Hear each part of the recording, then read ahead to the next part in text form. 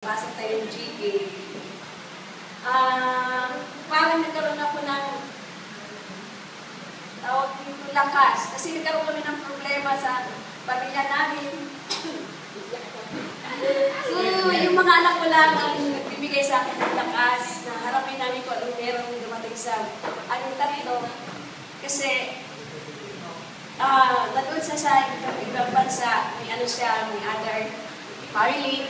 So, kumbaga, dumating ang JK, doon ako nagkakaroon na hindi pala huli, hindi pala katapusan sa buhay ko dahil may mga anak ko.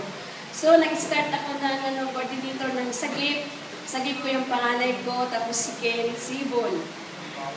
Minsan, papasok din sa utak namin na hindi pala pwede na iasa natin sa ibang tao na yung problema ko. So, tahimik lang po ako.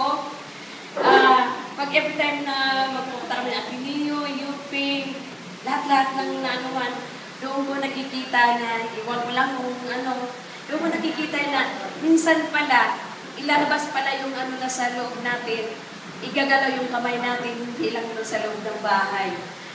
Siguro kayo hindi nyo naranasan na yung mag-ina, na kaharap namin yung other woman, kaharap sila. Pero hindi ako ng galit na ano. Ang lagi lang sinabi ni Ken sa akin, well, mama, ngayon lang yan sila maligaya.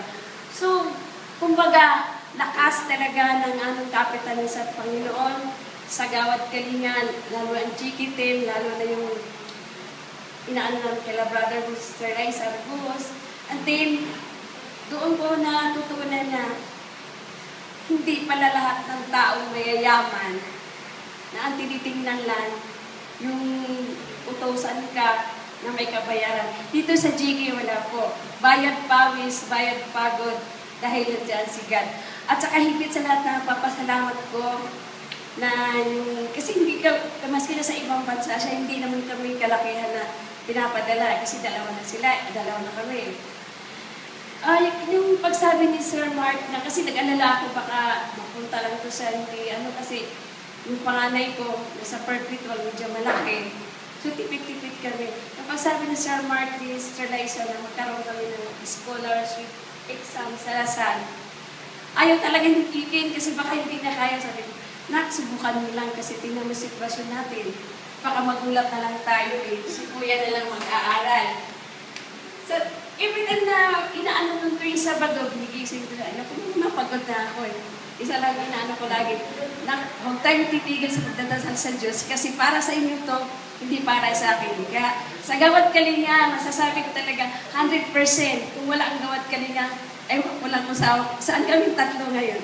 Thank you po.